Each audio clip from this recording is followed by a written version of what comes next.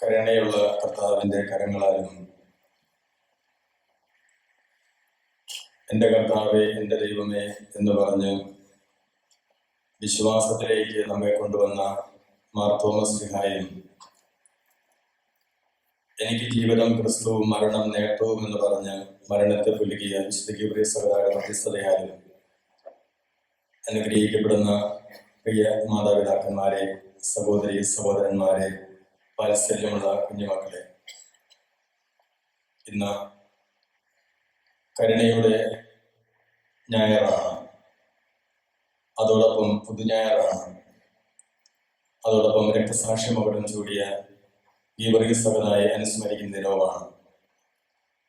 ഏവർക്കും ഈ 3 തിരുനാളുകളുടെയും മംഗളങ്ങൾ ഹൃദയപൂർവ്വം ആശംസിക്കുകയാണ്. ഒരിക്കൽ ഓഷേ രജനീഷിന്റെ അടുക്കൽ വന്ന ഒരാളൊരു ചോദ്യം ചോദിച്ചു, ക്രിസ്തുവും ബുദ്ധനും തമ്മിലുള്ള വ്യത്യാസം എന്താണ്? രജനീഷ് അതിന് മറുപടി കൊടുത്ത പ്രകാരമാണ്, ബുദ്ധൻ തന്റെ മരണത്തോട് അടുക്കുന്ന സമയത്ത് ആനന്ദ് എന്ന് പറയുന്ന ഒരു ശിഷ്യൻ ബുദ്ധന്റെ അടുക്കൽ വന്ന ഇപ്രകാരം ഒരു കാര്യം പറഞ്ഞു, അല്ലയോ ഗുരുവേ, അങ്ങ് മരണത്തോട് അടുക്കുകയാണ്. അങ്ങയുടെ നിത്യകാല ഓർമ്മ എന്ന് നിലനിർത്താൻ എന്തെങ്കിലും ഞങ്ങൾക്ക് തരണം. മരണത്തോടടുക്കുന്ന ബുദ്ധൻ ഒരു ജാസ്മിൻ പുഷ്പമെടുത്ത് ഈ ആനന്ദിന്റെ കയ്യിൽ കൊടുത്തിട്ട് പറഞ്ഞു, ഇതെന്റെ ഓർമ്മയ്ക്കായി എന്നും സൂക്ഷിക്കണം. ഇത്രയും പറഞ്ഞതിന് ശേഷം ആ ബുദ്ധൻ നിർവൃതിയിലായി മരിക്കുകയാണ്. ദിവസങ്ങൾ പലത് കഴിഞ്ഞു. ജാസ്മിൻ പുഷ്പത്തിന്റെ മണം നശിച്ചു. അത് ക്രമേണ നശിച്ചില്ലായ്മയിലായി. അതോടൊപ്പം തന്നെ ഈ പറയുന്ന ബുദ്ധന്റെ ഓർമ്മയും ശിഷ്യരുടെ തലയിൽ നിന്ന് പതുക്കെ പതുക്കെ മാറി തുടങ്ങി. ഒരിക്കൽ പത്രോസ് ശ്ലീഹ ഈശോയോട് പറഞ്ഞു, നീ ഈ ലോകം വിട്ട് പിതാവിന്റെ അടുക്കിലേക്ക് പോകുവാനുള്ള സമയമായി എന്ന് എനിക്കറിയാം. അതുകൊണ്ട് നിന്റെ ഓർമ്മ എണ്ണം നിലനിർത്താൻ എന്തെങ്കിലും ഞങ്ങൾക്ക് തരണം. യേശു തമ്പുരാൻ മേശയിൽ നിന്ന് ഒരു അപ്പകഷ്ണം എടുത്ത് പത്രോസിന്റെ കരങ്ങളിലേക്ക് കൊടുത്തിട്ട് പറഞ്ഞു, ഇത് നീ ഭക്ഷിക്കണം, ഇതെന്റെ ഓർമ്മയ്ക്കായി എന്നും അനുസ്മരിക്കണം. വർഷങ്ങൾ പലത് പിന്നിട്ടു. 2017 വർഷത്തിൽ നമ്മൾ എത്തി നിൽക്കുന്നു. ആ യേശുവിന്റെ ഓർമ്മ ഇന്നും നിലനിൽക്കുകയാണ്.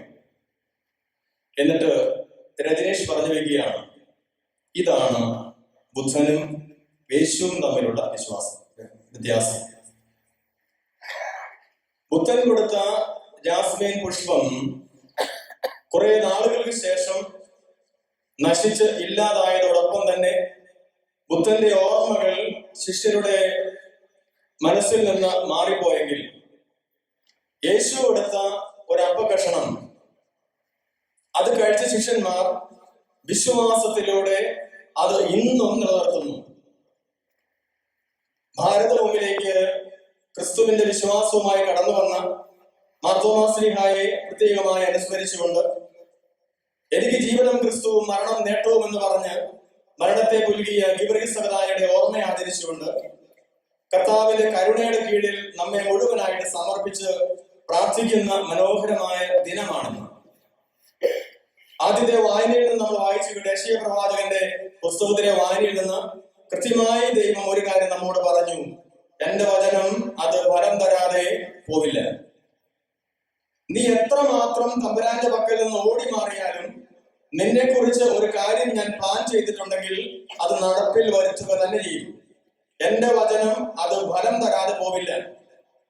അതോടൊപ്പം തന്നെ 2ാമത്തെ വായനയിലേക്ക് വരുമ്പോൾ പൗലോസ് ശ്ലീഹ കൊളോസസിലെ സഭയ്ക്ക് എഴുതിയ ലേഖനത്തിൽ നിന്ന് കൃത്യമായി നമ്മൾ വായിച്ചു കേട്ടു, ക്രിസ്തു ആരാണ്, ക്രിസ്തു എന്തിനാണ് ഈ ലോകത്തിലേക്ക് വന്നത്, ക്രിസ്തുവിനുള്ളവർ എപ്രകാരമായിരിക്കണം. അതാണ് വായനയോട് വായിച്ചു കേട്ടത്. ക്രിസ്തു എനിക്ക് വേണ്ടി കുരിശിലേറി മരിച്ചുവെങ്കിൽ അവന്റെ മരണത്തിന്റെ യോഗ്യതയാലാണ് ഞാനും നിങ്ങളുമൊക്കെ രക്ഷപ്പെട്ടതെങ്കിൽ ആ ബോധ്യത്തിൽ ജീവിക്കണമെന്ന് ക്രിസ്തുവിനെ മുന്നിൽ നിർത്തിക്കൊണ്ട് പൗലോസ് ശ്ലീഹ നമ്മെ ഓർമ്മപ്പെടുത്തുകയാണ്.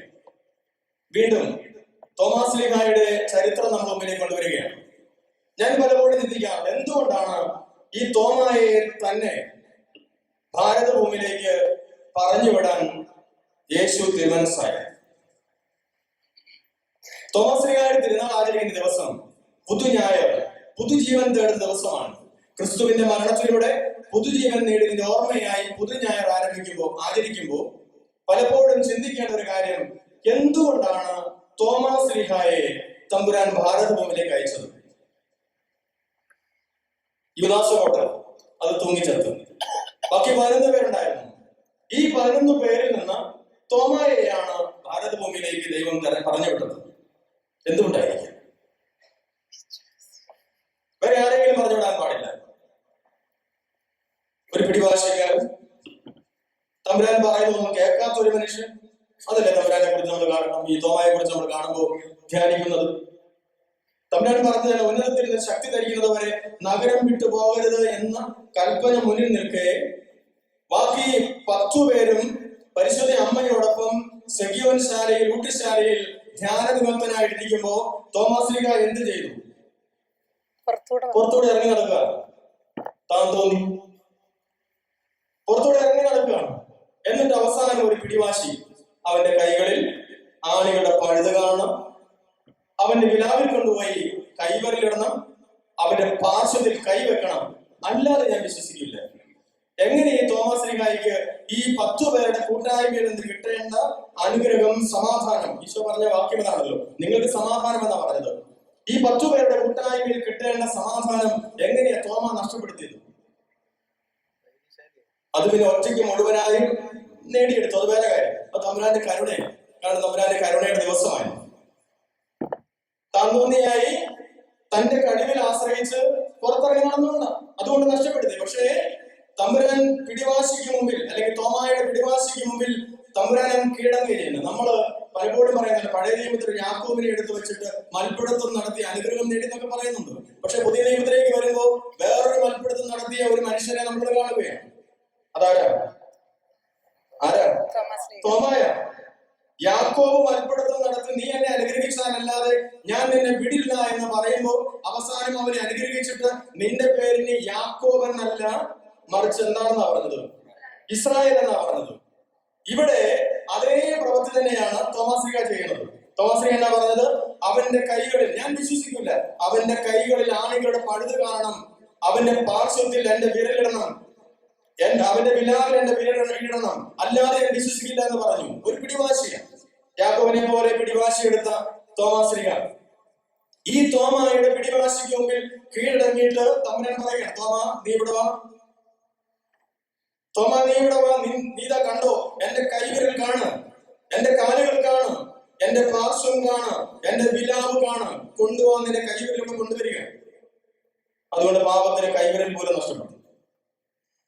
റോമിൽ ചെല്ലുമ്പോൾ കാണാം സാന്താക്രൂസെ പള്ളിയില് തോമാസ് ശ്ലീഹായുടെ തമ്പുരാന്റെ വിലാവിനിട്ട വിരലും മുറിച്ചു വെച്ചിരിക്കുന്നത്. ഇവിടെ ഈ തോമായെയാണ് ദൈവം ഭാരതഭൂമിയിലേക്ക് സുവിശേഷ ദൗത്യവുമായി പറഞ്ഞു വിടുന്നത്. എന്തെങ്കിലും കാരണമുണ്ടോ? ധൈര്യശാലിയാണ്. അതാണ് നമ്മൾ കാണുന്നത്. യോഹന്നാന്റെ സുവിശേഷം 11-ാം അധ്യായം 16-ാം വാക്യത്തില് ലാസറിന്റെ ഭവനത്തിലേക്ക്, ബഥാനിയയിലേക്ക് നമുക്ക് പോകാമെന്ന് പറയുന്ന സമയത്ത് മറ്റു ശിഷ്യന്മാരൊക്കെ പറയുകയാണ്, എന്തൊരു വിഡ്ഢിത്തരമാ തമ്പുരാനെ നീ കാണിക്കാൻ പോണത്? കാരണം നിന്നെ കൊല്ലാൻ വേണ്ടി ഒരുപറ്റം ജനങ്ങൾ അവിടെ കാത്തിരിക്കുമ്പോ ഞങ്ങൾ നിന്റെ കൂടെ വരില്ല, നിന്നെ ഞങ്ങൾ വിടില്ല എന്ന് പറയുന്ന സമയത്ത് ധീരനായ തോമ എഴുന്നേറ്റ് എന്ന് പറയുന്ന ഒരു വാക്യമുണ്ട്. എന്താ പറഞ്ഞത്? നമുക്കും അവനോട് കൂടെ പോയി മരിക്കാം. തമ്പുരാന്റെ മുമ്പിൽ ഈ ഒരു കാര്യമുണ്ട്. തോമ പറഞ്ഞ പ്രാർത്ഥന തമ്പുരാന്റെ മുന്നിൽ കിടപ്പുണ്ട്. ഭാരതഭൂമി എന്താണെന്ന് കൃത്യമായി തമ്പുരാൻ അറിയാം. ഹൈന്ദവരുടെ പുണ്യഭൂമിയാണ്. ഹൈന്ദവരുടെ പുണ്യഭൂമിയിലേക്ക് ധീരനായ ഒരാളെ പറഞ്ഞു വിടണം. അതുകൊണ്ട് ആദ്യത്തെ വാക്യം തന്നെ തമ്പുരാൻ തന്റെ ഹൃദയത്തിൽ സൂക്ഷിച്ചു. എന്റെ ഭാരതഭൂമിയിലേക്ക് വിടാൻ പറ്റുന്ന ശക്തനായ ഒരു നേതാവ്, ധീരൻ ആരാണ്? തോമായാണ്. ആദ്യം തന്നെ കണ്ടുവച്ചു. ഇനി രണ്ടാമതൊരു കാര്യം കൂടിയുണ്ട്. ധീരത മാത്രമല്ല, ധീരത മാത്രമല്ല, വേറൊരു കാര്യം കൂടിയുണ്ട്. അത് പറയുന്നത് യോഹന്നാന്റെ സുവിശേഷം 14-ാം അധ്യായം 5-ാം വാക്യത്തിലാണ്. അതെന്താ പറയുന്നറിയോ? നൂറ്റാണ്ടുകൾക്ക് മുൻപേ ഭാരതത്തിലെ മഹർഷിമാർ പ്രാർത്ഥിച്ച മനോഹരമായ ഒരു പ്രാർത്ഥനയുണ്ട്. ഒരുപക്ഷെ നിങ്ങൾ പ്രജാപതി ആഗമനത്തെ കുറിച്ചൊക്കെ ഹൈന്ദവരുടെ മതഗ്രന്ഥം എടുത്ത് വായിച്ചു കഴിഞ്ഞാൽ പ്രജാപതി ആഗമനത്തെ കുറിച്ചൊക്കെ പറഞ്ഞൊരു ഭാഗമുണ്ട്.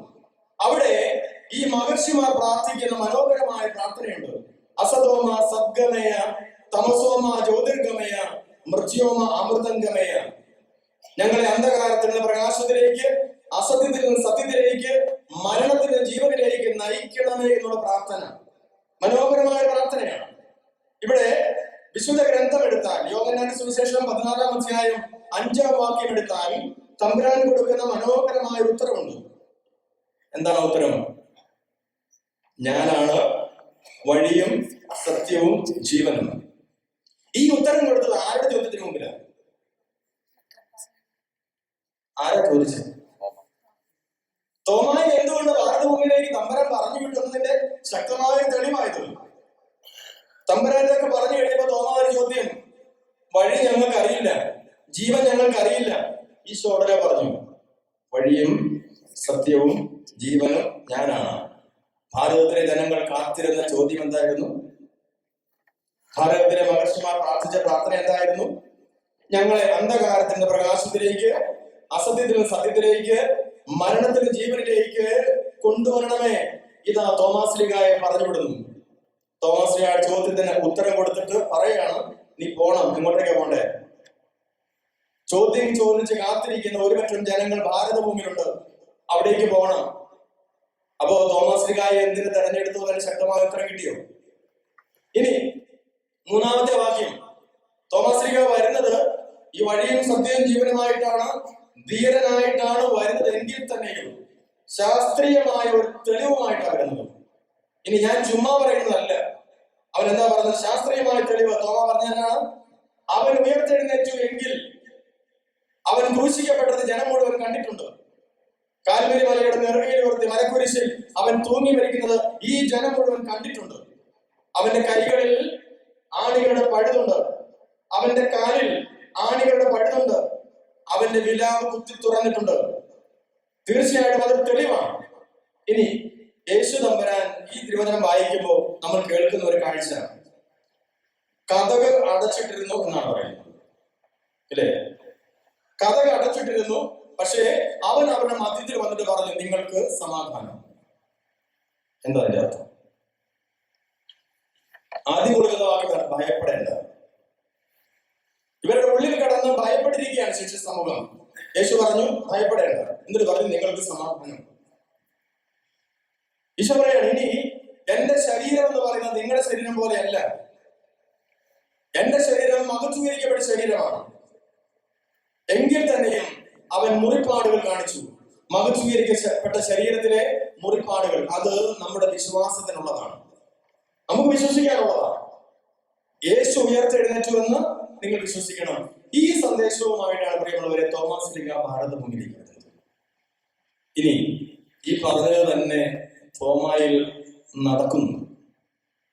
ധീരന്മാരായ ധീരതയോടെ കടന്നു വന്നു.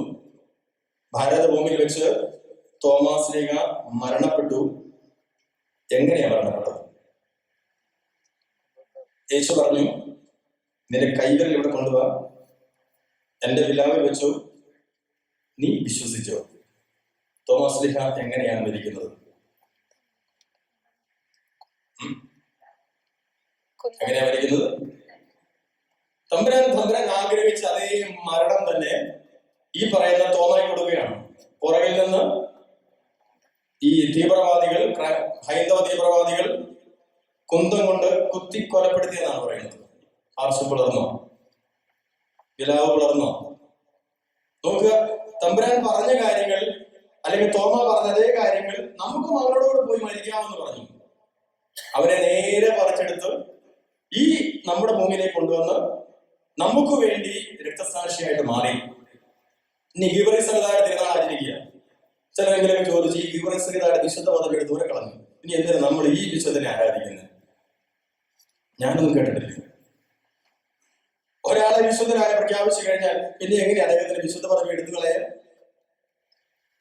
നമ്മുടെ തലയിൽ എങ്ങനെ ഓരോ ബോധം ഉദിക്കും അദ്ദേഹത്തിന്റെ വിശുദ്ധ പദവി എടുത്തു ഓരോ കളഞ്ഞു? ഇല്ല പ്രിയമുള്ളവരെ, ഒരു വിശുദ്ധ പദവി അദ്ദേഹം വിശുദ്ധനായി മാറുന്നത് അപ്രകാരമാണ്. യേശുവിന് വേണ്ടി രക്തസാക്ഷിയും അവിടെ ചൂടിക്കൊണ്ടാണ്. രക്തസാക്ഷിയും അവിടെ ചൂടിക്കൊണ്ട് മരണമടഞ്ഞ ആ വിശുദ്ധനെ നമ്മുടെ അനുസ്മരിക്കുകയാണ്. ഈ കുർബാനയിലൂടെ കടന്നു പോകുമ്പോൾ നമുക്ക് തോമസിനെ ഓർ പ്രത്യേകമായിട്ട് പ്രാർത്ഥിക്കാം. പലതരത്തിലുള്ള വാർത്തകൾ പുറത്തു വന്നുകൊണ്ടാണ് ഇരിക്കുന്നത്. ഈ സമയത്ത് അദ്ദേഹത്തെ ഈ ദുഃഖവെള്ളിയാഴ്ച കുരിശിലേറ്റി എന്നുള്ള വാർത്ത ഈ അടുത്ത ദിവസം വന്നുകൊണ്ടിരിക്കുന്നു. യേശുവിന് വേണ്ടി രക്തസാക്ഷിയായി മാറാൻ ആഗ്രഹിക്കുന്ന ഓരോരുത്തരെയും സമർപ്പിച്ച് പ്രാർത്ഥിക്കേണ്ട ദിവസം കൂടിയാണ്. കർത്താവിന്റെ കരുണയുടെ കീഴിൽ അവരെയൊക്കെ സമർപ്പിക്കാം, നമ്മളെ ഓരോരുത്തരെ സമർപ്പിക്കാം. കാരണം ഈ ജീവിതം ഒന്നും ഇവിടെ കൊണ്ട് തീരുന്നതല്ല. കാരണം ഈശോ മരിച്ചത് എനിക്ക് വേണ്ടിയാണെങ്കിൽ ഈശോയ്ക്ക് വേണ്ടി മരിച്ച് അവരോടൊപ്പം ഉയർക്കാനുള്ള ഒരു പുതുജീവിതം നേടാനുള്ള സന്ദേശമാണ് ഈ പറയുന്ന ഗീവർഗീസും ഈ പറയുന്ന തോമാസ് ശ്ലീഹായും ഈശോയുടെ കരുണ തന്നെയും നമ്മുടെ മുമ്പിലേക്ക് തരുന്നത്. അതുകൊണ്ട് ഇതിനകത്ത് പ്രിയമുള്ളവരെ, തോമാസ് ശ്ലീഹ നമുക്ക് കൈമുതലായി തന്ന ആ വിശ്വാസം കൈവിടാതെ നമുക്ക് അത് സൂക്ഷിക്കാം. പിന്നെ തോമാസ് ശ്ലീഹയുടെ ചരിത്രം നമുക്കറിയാം. അദ്ദേഹം നറുക്കിട്ടതിന് ശേഷമാണ് പാർവഭൂമിയിലേക്ക് വരുന്നത്. പേർഷ്യയിൽ വന്ന് തന്റെ യേശുവിനെ കുറിച്ച് പ്രസംഗിച്ചു. അവിടെ വെച്ച് ഖാബാൻ എന്ന് പറയുന്ന ഒരു പടയാളി ഇദ്ദേഹത്തെ കണ്ടുമുട്ടുന്നത്. ഖാബാൻ ആരാണെന്ന് നമുക്കറിയാം. ഗുണ്ടപ്പ രാജാവിന്റെ ശ്രേഷ്ഠ ശിഷ്യനാണ്. അദ്ദേഹം പേർഷ്യയിൽ വരാനുള്ള കാരണം നമുക്കറിയാം. ഈ പറയുന്ന ഗുണ്ടപ്പ രാജാവിന് മനോഹരമായ ഒരു രാജകൊട്ടാരം പണിയണം. അതിന് വിദഗ്ധനായ ആശാരി പണിക്കാരനെ അന്വേഷിച്ചാ പോണത്. വന്നുപെടുന്ന ആരുടെ മുമ്പില്? ഇതെല്ലാം നിമിത്തമാണ്. വന്നുപെടുന്നത് തോമായുടെ മുമ്പില്. തോമ പറഞ്ഞു, ഞാൻ പണിയാൻ. അദ്ദേഹത്തെയും കൂട്ടി ഇന്ത്യ മഹാരാജ്യത്തേക്ക് വരുന്ന ഖാബാൻ ഗുണ്ടപ്പ രാജാവ് കൊടുത്ത സാധനങ്ങളൊക്കെ സ്വീകരിച്ച് തോമ പണിയാൻ തീരുമാനിച്ചു. പക്ഷേ പറഞ്ഞ സമയത്ത് പണി പൂർത്തീകരിച്ചില്ല എന്നുള്ളത് മാത്രമല്ല, പണി ആരംഭിക്കുക പോലും ചെയ്തില്ല. അതുകൊണ്ട് ഗുണ്ടപ്പ രാജാവ് എന്ത് ചെയ്തു? ചരിത്രമാണ്. എന്ത് ചെയ്തു? അദ്ദേഹത്തെ ജയിലിൽ അടച്ചു. അങ്ങനെ ഇരിക്കെ ഗുണ്ടപ്പ രാജാവിന്റെ അനിയൻ ഗാദ് മരണമടയുന്നു. മരണമടഞ്ഞ ഗാദ് മരണശേഷം കാണുന്ന മനോഹരമായ കാഴ്ച, സ്വർഗത്തിൽ മനോഹരമായ ഒരു കൊട്ടാരം പണിതിരിക്കുന്നു. അതുകൊണ്ട് ഗാദ് തിരിച്ചു വന്ന് ഈ പറയുന്ന ഗുണ്ടപ്പ രാജാവോട് പറഞ്ഞു എന്നാണ് പറയുന്നത്, അങ്ങ് പണിതിരിക്കുന്ന മനോഹരമായ കൊട്ടാരം എനിക്ക് തരണം. ഇത് തിരിച്ചറിഞ്ഞ ഗുണ്ടപ്പ രാജാവ് ഈ പറയുന്ന തോമായെ ജയിലിൽ നിന്ന് മോചിപ്പിച്ച് സുവിശേഷ ദൗത്യം അദ്ദേഹം ഏറ്റെടുത്തു എന്നാണ് പറയുന്നത്. ചരിത്രം എന്നാ പറയുന്നത്. തോമാസ് ശ്ലീഹ പണിത കൊട്ടാരം അതിപ്പടിയല്ല. തോമാസ് ശ്ലീഹായി കൊടുത്ത പണം ഉപയോഗിച്ച് അദ്ദേഹം പണിത കൊട്ടാരം സ്വർഗത്തിലാണ്. ഈ തോമാസ് ശ്ലീഹ നമ്മോട് പറയുന്ന മനോഹര സന്ദേശം തന്നെയാണ്. മക്കളെ, നിങ്ങൾ കൊട്ടാരം പണിയണം. എവിടെയാ പണിയേണ്ടത്? സ്വർഗത്തിൽ പണിയുക. സ്വർഗത്തിൽ പണിയുന്ന കൊട്ടാരം ഒരിക്കലും നഷ്ടമാവില്ല, നശിപ്പിക്കപ്പെടില്ല. അതുകൊണ്ട് ആ ചിന്തകൾ കൂടെ മനസ്സിൽ വെച്ചുകൊണ്ട് തോമാസ് ശ്ലീഹായെയും ഗീവർഗീസായും അനുസ്മരിച്ച് ഈശോയുടെ കരുണയുടെ കീഴിൽ നമ്മെ മുഴുവനും സമർപ്പിച്ച് സ്വർഗത്തിൽ കൊട്ടാരം പണിയുന്നവരാവാൻ നമ്മളെ ഓരോരുത്തരും അനുഗ്രഹിക്കണമെന്ന് പ്രാർത്ഥിക്കാം. അതിനുള്ള അനുഗ്രഹങ്ങൾ ഈശോയുടെ കരുണ നമുക്ക് നൽകട്ടെ. ഏവർക്കും ഒരിക്കൽ കൂടെ ഈ തിരുനാളിന്റെ മംഗളങ്ങൾ ഹൃദയപൂർവ്വം ആശംസിക്കുന്നു. ദൈവം നമ്മെ ഓരോരുത്തരെയും സമർത്ഥമായി അനുഗ്രഹിക്കട്ടെ.